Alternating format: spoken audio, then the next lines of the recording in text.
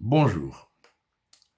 Le général à la retraite, Abdelaziz Medjahed, a été désigné à la tête de l'Institut national de stratégie globale en remplacement du docteur Boukara Aliès.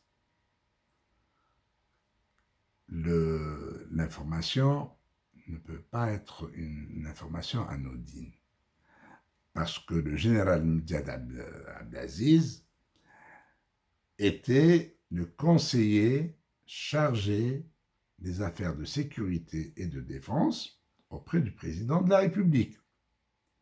Donc, on peut donner l'information autrement en disant mise à l'écart, pour ne pas dire limogeage, mise à l'écart du général-major à la retraite Abdelaziz Medjahed de la présidence de la République et sa désignation à la tête de l'INSEG. On peut dire ça comme ça. Cependant, il y a une question. Qui a remplacé le général Medjahed? Personne. Alors, comment on limoge quelqu'un sans avoir préparé sa succession? Surtout que le poste est un poste sensible. Ce n'est pas l'Institut national de stratégie et des études globales qui a la même ampleur que le poste de conseiller aux affaires de défense et de sécurité. Rappelons que Medjahed Abdelaziz était parmi les premiers conseillers à rejoindre le palais d'El Mouradia après la désignation de Abdelmajid Tebboune à la tête de la présidence de la République. Je pèse bien mes mots, je sais que ce n'est pas une élection, c'est une désignation. Celui qui est contre, il est contre, il n'a pas à me regarder, il n'a pas à m'écouter, tout simplement. Donc, après la désignation de Tebboune à la tête de la présidence de la République, l'un des premiers conseillers à le rejoindre est le général de la retraite, Abdelaziz Medjahed. Abdelaziz Medjahed a travaillé, ou plutôt c'est le général Chengueliha qui a travaillé avec Abdelaziz Medjahed quand Abdelaziz Medjahed était en activité dans l'armée avant sa retraite. Ils sont nombreux à penser, et de toute façon l'hypothèse n'est pas à écarter, que le général Chengueliha Saïd serait derrière la nomination du général Abdelaziz Medjahed. Alors, on va me demander, du moment que Chengueliha est un homme fort du pouvoir du régime, comment se fait-il que son homme à lui soit mis à l'écart? Eh bien, justement, la question est là. On avait bien parlé hier du mécontentement de l'institution militaire suite à la désignation de la date du 1er novembre pour le déroulement du scrutin, du référendum sur l'amendement de la Constitution. J'avais bien parlé de ça. Et quand je dis que l'institution militaire n'a pas été mise au parfum, n'a pas été consultée pour fixer cette date du 1er novembre, cela ne veut pas dire que Abdelmajid Tebboune s'est libéré du joug militaire. Non, il ne s'est pas libéré, il ne fait rien pour se libérer. Et d'ailleurs, il s'accommode bien de ce joug militaire. On le tient bien en laisse. Il aime bien ça, parce que sans ces militaires, il ne serait jamais là où il est. Seulement, s'il n'a pas consulté, c'est parce que ça lui a échappé, il n'a pas eu la lucidité d'informer ou de consulter, et puis il comptait sur Abdelaziz Medjahed, parce que Abdelaziz Medjahed, c'est lui qui constitue le point de liaison entre le ministère de la Défense, l'armée, l'institution militaire et la présidence de la République. C'est lui qui assure la coordination, qui est le joint, qui est le point de liaison entre les deux institutions. Donc, si l'institution militaire n'a pas été informée, on peut tout de suite trouver un bouc émissaire, c'est M. Medjahed, tout simplement.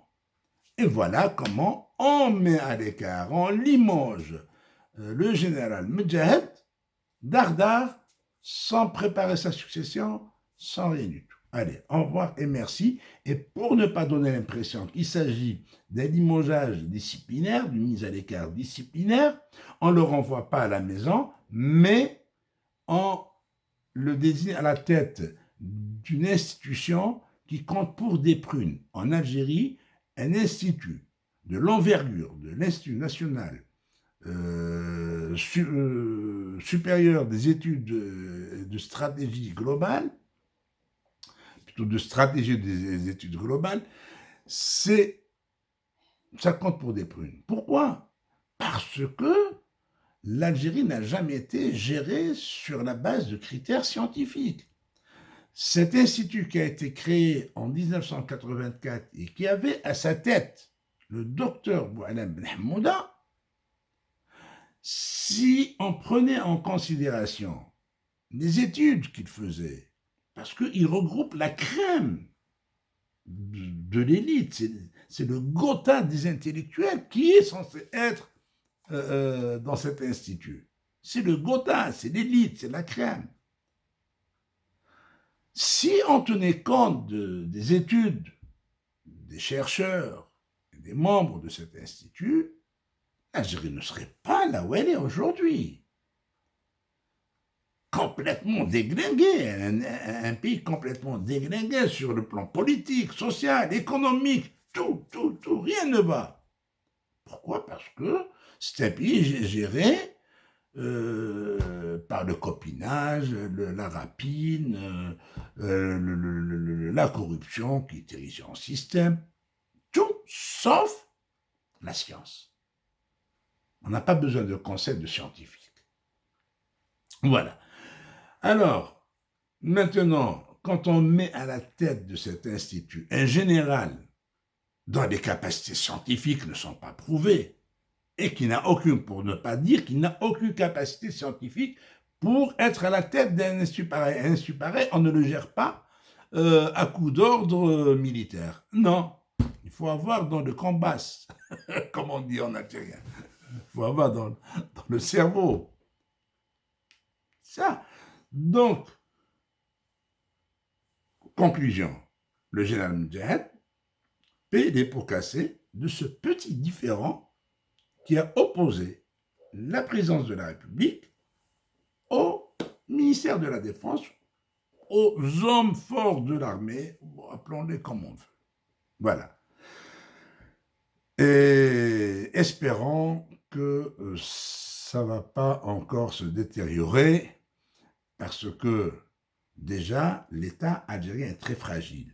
Quand on voit qu'au niveau de la présidence, le niveau des conseillers, il y a de quoi trembler et craindre pour l'avenir de l'Algérie. Il fut un temps où être conseiller à la présidence de la République, il faut avoir des bagages. Il faut avoir des bagages. C'est des ténors de la politique. Et puis, il y avait une armée de conseillers qui était en quelque sorte un gouvernement parallèle. Pour chaque secteur, on avait un conseiller. Pour les affaires étrangères, on avait un conseiller. L'un des plus connus, c'était Benkassi, paix à son âme. Il y avait l'Akhdar Brahimi, qui était conseiller à la présidence. Aux affaires économiques, il y avait des conseillers, dont Razi Hidoussi. Donc, il y avait des noms. Il y avait des noms. Aujourd'hui, il n'y a rien. C'est des inconnus, c'est l'ami d'un tel est recommandé par un tel, et ainsi de suite. Voilà. Donc, aujourd'hui, déjà, l'organigramme de la présidence de la République est squelettique, est rachitique. Et on va encore lui enlever un conseil aux affaires militaires, aux affaires de sécurité, qui était en quelque sorte à son poste. Aujourd'hui, qu'est-ce qu'on va mettre à sa place? Qui va-t-on mettre à sa place? Déjà, on refusait de lui donner le titre de chef du département de défense, aux affaires de défense et de sécurité. On ne voulait pas lui donner ce titre. Il avait le titre de conseiller. Parce que ce département a existé. Il a eu à sa tête le général Hussein Ben Ma'allem, il a eu Ben Abbas Ghzil, il y a eu le général Toufiq, il y a eu le général Touati, il y a eu quand même des patrons au niveau de ce département. Aujourd'hui, il n'y a pas de patron à la tête du département de la défense, défense de sécurité, ni à la tête de la communication. Le département de communication, il n'y a rien, il n'y a personne. Au niveau des autres départements, c'est la même chose. C'est le désert. D'ailleurs, il n'y a pas des rouages au niveau de la présidence de la République. Si je parle comment que ça fonctionne, beaucoup de gens ne vont pas me croire. Alors, vaut mieux ne pas en parler. Voilà. Merci de votre attention et attendons la suite. Au revoir.